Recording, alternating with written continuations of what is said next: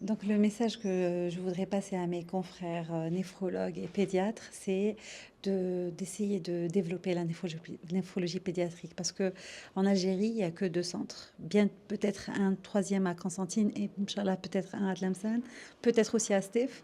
Il faut de la volonté, il faut une collaboration entre néphrologues et pédiatres. Parce que notre centre, il n'est pas...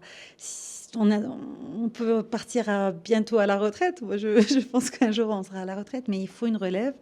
Et de plus en plus de pédiatres devraient s'intéresser à la néphrologie pédiatrique, d'une part. D'autre part, je voudrais sensibiliser les médecins, que ce soit les médecins généralistes ou les pédiatres ou les chirurgiens infantiles qui ont affaire à des enfants, de ne pas considérer une créatinine normale, dans les valeurs de la normale, comme normale.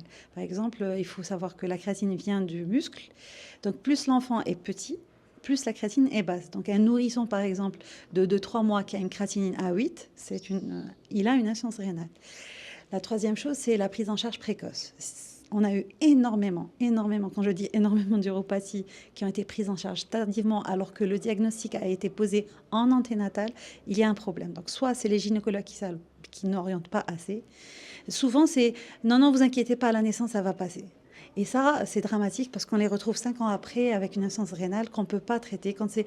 Le plus souvent, c'est des vessies de lutte sur des valves diurètes postérieures qui auraient pu être pris en charge précocement et qui n'auraient peut-être pas conduit à l'insuffisance rénale. Donc, la prise en charge précoce des uropathies et puis le dépistage familial quand on a un enfant, éviter les mariages consanguins. Voilà, il faut éviter les mariages consanguins. Les messages pour les familles, dans l'enfant, alors c'est une pathologie lourde, il ne faut pas se mentir, mais dans tous ces malheurs, il faut se dire qu'en Algérie, on a quand même le traitement de suppléance, chose qui n'est pas j'ai réalisé ça quand mon chef de service a participé à l'IPNA en Afrique du Sud.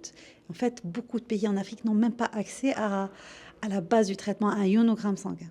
Donc en Algérie, on a les 3 types de traitements de suppléance rénale quand même. Alors, la dialyse péritonéale est en constant, on est aux normes européennes. Donc le traitement, c'est en attendant la greffe. Donc dans leur malheur, il faut toujours s'accrocher à la greffe rénale. Il faut pas laisser les bras, ça prend du temps, ça, il faut être très volontaire. Il y a beaucoup de bilans à faire, mais il faut pas désespérer parce qu'une fois greffé, c'est une autre vie qui recommence. Voilà, donc voilà, merci.